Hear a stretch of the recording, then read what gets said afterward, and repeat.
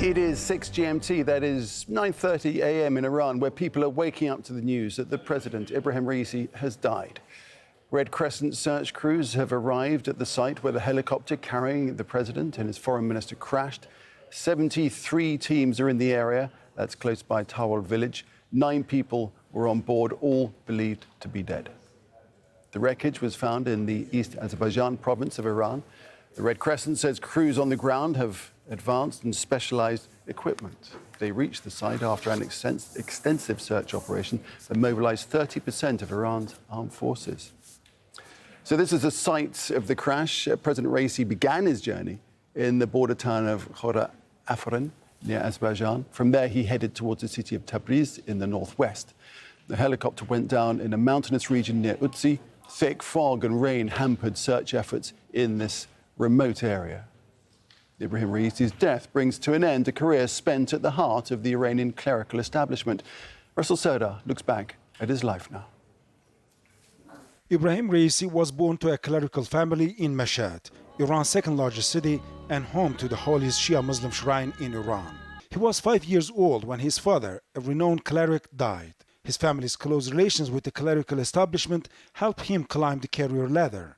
At the age of 15, he began his studies in the city of Qom, the center of the most prominent Islamic seminary in the country. Among the clerics he studied under was Iran's current supreme leader Ali Khamenei. After the revolution in 1979, Ayatollah Khamenei became Iran's president, and Raisi was appointed prosecutor of the city of Karaj at the age of 20. In 1983, he married the daughter of Ahmed Alam al-Huda, a powerful cleric and representative of Iran's supreme leader in Mashhad. 2 years later, at the age of 25, Raisi was appointed deputy prosecutor in the capital, Tehran. He was one of 4 judges who sat on secret tribunals established in 1988. Thousands of prisoners were sentenced to death and then executed. During a media conference in 2021, he was asked about his role. All I've done during my terms, always, I've moved towards defending human rights, to confront those who disrupt the rights of people and committed ISIL-like crimes or carried out anti-security actions. Ayatollah Khamenei, Raisi's main supporter, was elected as the new supreme leader in 1989, and he appointed Raisi as Tehran prosecutor. Raisi's rise through the judicial system was unprecedentedly rapid. In the following years, he became Attorney General. In 2016, the Supreme Leader named his former student Raisi custodian of Iran's wealthiest religious foundation, the Astane Quds Razavi, which managed the shrine of 8 Shia Imam Reza in Mashhad and has vast economic holdings in various sectors nationwide. Raisi ran for president in 2017, campaigning to fight corruption. He lost the race to his fellow cleric, Hassan Rouhani, but the defeat did not tarnish his image. In 2019, the Supreme Leader appointed him head of the judiciary, allowing him to strengthen his relations further across critical institutions in Iran. In 2021, Raisi again ran for president. Prior to the election, the Guardian Council disqualified several prominent reformist candidates who were Raisi's challengers. He won the election uncontested, but the turnout was the lowest since the 1979 revolution. As president, he promised to reconcile the people and the government. People wanted a government to compensate for damage, restore trust and bridge the gap between the nation and the government. The relationship between those two can always solve many problems. But in 2022, the Islamic Republic faced the most widespread social unrest since its establishment. Nationwide protests and overseas too lasted for months, sparked by suspicious death in police custody of 22-year-old Mahsa Amini. She had been arrested for allegedly violating Iran's mandatory hijab headscarf law. When Raisi took office, Iran's economy was crippled by decades of Western-imposed sanctions. In 2023, Raisi's government attempted to revive the economy and put an end to the international isolation. His government normalized diplomatic relations with regional rival Saudi Arabia and strengthened ties with Russia and China, earning full membership in the Shanghai Cooperation Organization and BRICS group of countries. Despite those efforts, Iran's economy remains in crisis, and hostile relations with the West keep Iranians isolated from the international financial system. Raisi was also a member of Iran's 88-seat Assembly of Experts, which selects the supreme leader. Many believe that his growing power in the political and military establishment made him a prominent candidate to succeed Ali Khamenei. We can speak to Russell live now, standing by for us in Tehran. And Russell, so the focus now very much on bringing the remains of President Raisi and the foreign minister back to Tehran ahead of funerals, I guess. Indeed, now the rescue teams are saying that the bodies are being taken to the vehicles, to be taken to the city of Tabriz, where President's helicopter was heading toward before being crashed. However, it's going to take time because the terrain is quite challenging there. The weather conditions are still challenging. And now they are going to be taken to the city of Tabriz. And then after Tabriz, perhaps to the capital, to Tehran. But whether the burial ceremony is going to take place in Tehran or not is not clear yet. So in 2020, when the head of the Quds forces of Iran, Qasem Soleimani, was assassinated in Baghdad, then his body has been taken to Iran, and he has been also taken to several other cities across the country, and then back to the city of Karbala in Iraq, and then finally he has been buried in the city of Kerman, where he was born. So now we're expecting the state funeral to take place in Tehran, and the bodies are going to be open for the people who wants to pay their respect, and also for the visits of the state dignitaries. However, probably, the most likely, he will be buried in the city of Mashhad. Two reasons for that. First, his political career, his career has started in that city. He was born in that city. And second, that city hosts the shrine of the 8th Imam Reza of Shia. So it is a considerably important religious center for Iran.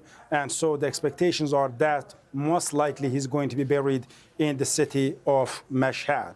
However, as of now, we know that the 9 people who were on board in that helicopter, the president of the country, Ebrahim Raisi, the foreign minister of the country, Hussein Amirabdollahian, the governor of East Azerbaijan province, imam of the Juma Mosque of Tabriz, and head of the presidential security unit, another pilot, a technician, the co-pilot, and another security guard.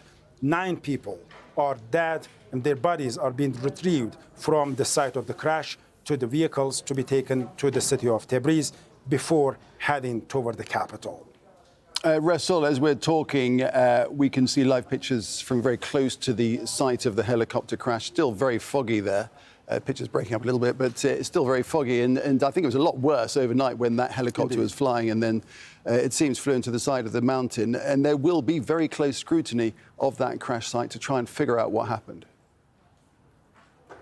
Indeed, indeed. So as of now, regarding the technicalities, so we have seen that Iranian officials were primarily focusing on the weather conditions. They were saying that the terrible weather conditions are the primary reason for the collapse, for the helicopter being crashed. So, and also there are some reports about regarding the technical issues with the helicopter. We know that it was quite an old helicopter, and regarding the fact that the Iranian aviation industry has been under the sanctions since decades by the Western world, particularly by the USA, the equipments, the aerial vehicles, helicopters, the civilian passenger planes are quite old, outdated, and due to the sanctions, the Iranian authorities, officials, are not able to replace the old, outdated parts with the modern,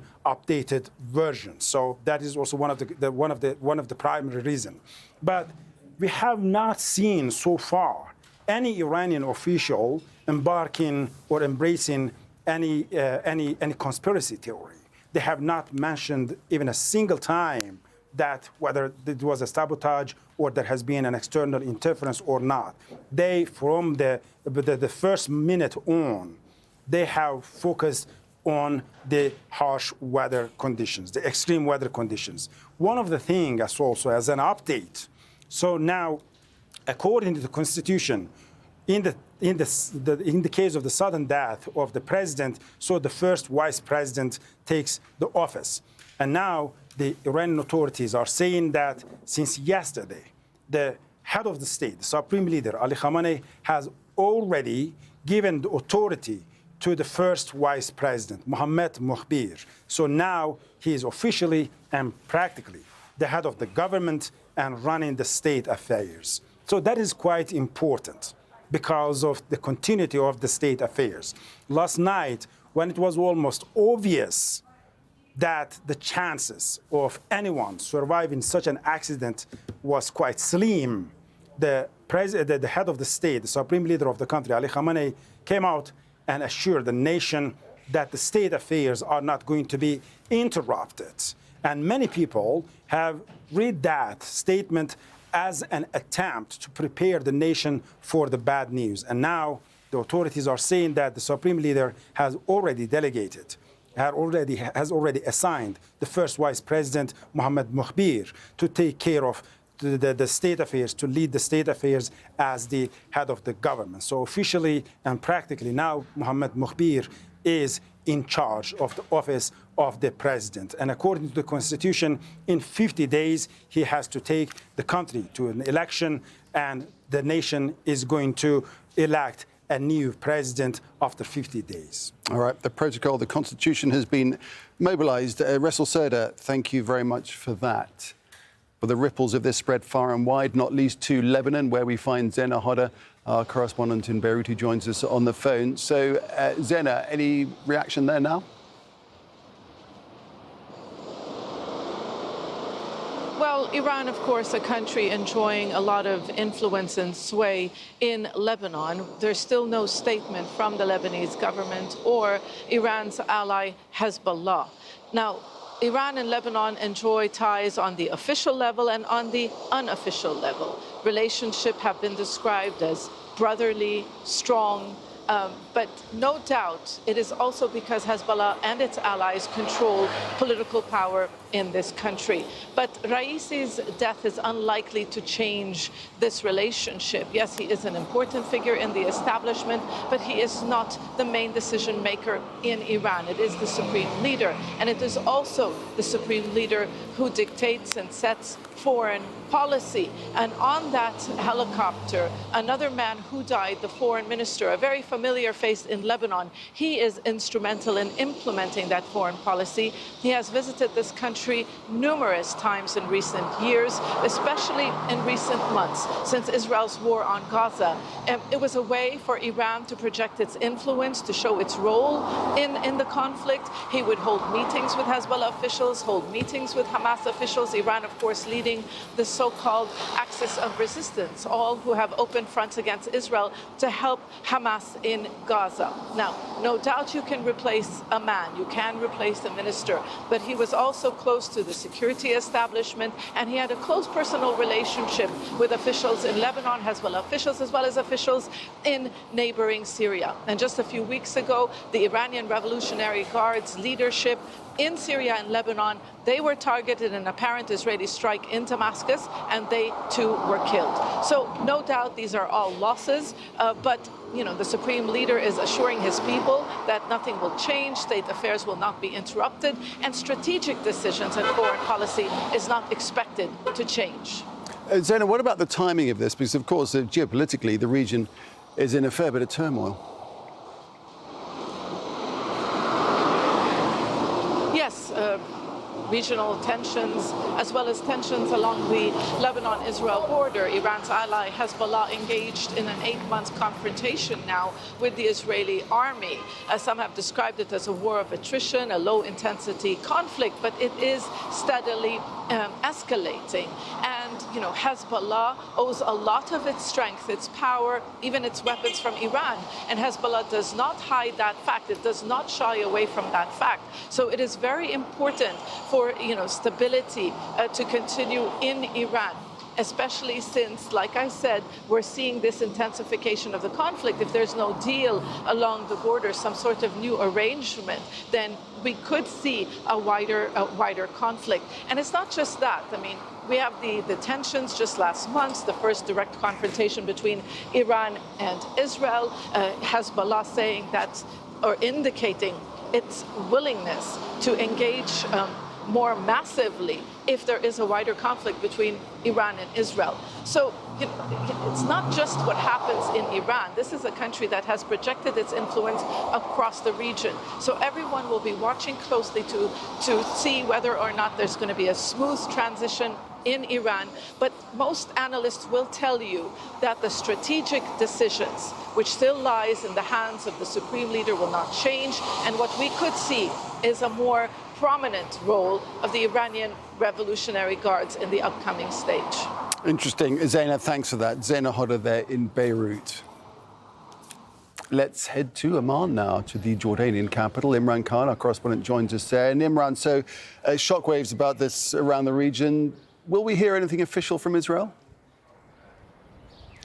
It's very unlikely that we're going to hear anything official from Israel. Probably likely lots of comments from political analysts, from perhaps the more far-right element of the government, but certainly nothing official. And the reason for that is there's no love lost between Israel and Iran. They've been loggerheads since 1979, the Islamic Revolution in that country. But what Israel will be doing is watching the transition very, very carefully. Remember, this wasn't just the Iranian president that's passed away, and there's the foreign minister as well.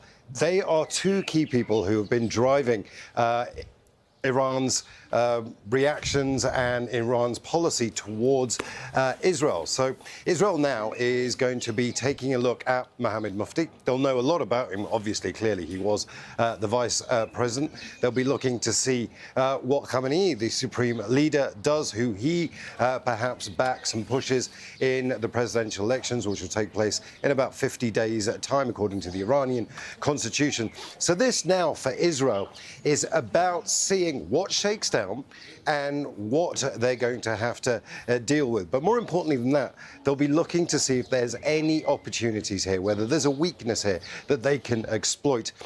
Remember, Israel is very good at pushing its own agenda forward, despite the fact that they do blame the Iranians for support of Hamas, the Houthis in Yemen, and Hezbollah. And of course, all this comes at a uniquely low point in the relations between Israel and Iran, to say the least. That's absolutely right. In mid-April, there was a direct strike from Iranian territory into Israeli territory. It was very well telegraphed. It was orchestrated. All of the drones that we use and the missiles we use were actually destroyed by Israel's rocket defense system. And that came as a result of the consulate, Iranian consulate, that was attacked in Damascus by the Israelis.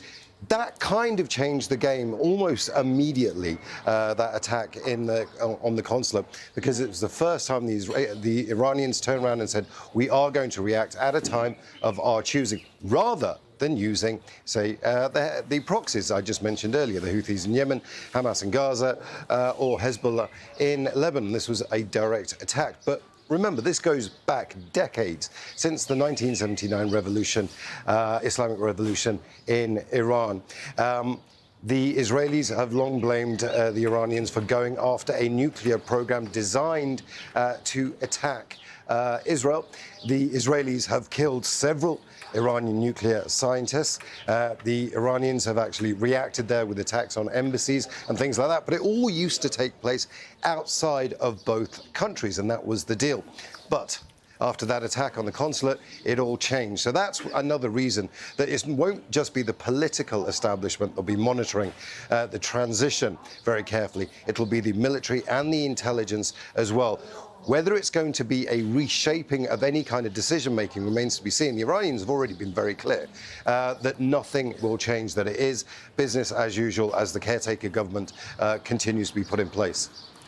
Imran, thanks for that. Imran Khan there in Amman. Thank you.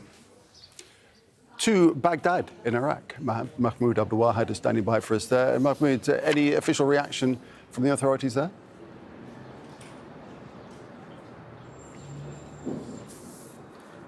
Well, Nick, definitely Iraqi officials have been among the first officials in the world to react to what they consider the tragedy, as it has been echoing here, according to Iraqi officials. The Speaker of the Parliament, of Iraq's Parliament, saying that Iraq is standing with Iran leadership and with the people of Iran in this tragedy. And Iraq is sharing Iranian brothers and sisters in the Islamic Republic of Iran the sorrow and sadness in this painful tragedy. Also, the Prime Minister of Iraq, Mohammad Shia Sudani, saying that Iraq expresses support for the Iranian people and leaders in this tragic incident. Also, the National Security Advisor Qasim Al-A'raji paying condolences to the Iranian people, saying and stating that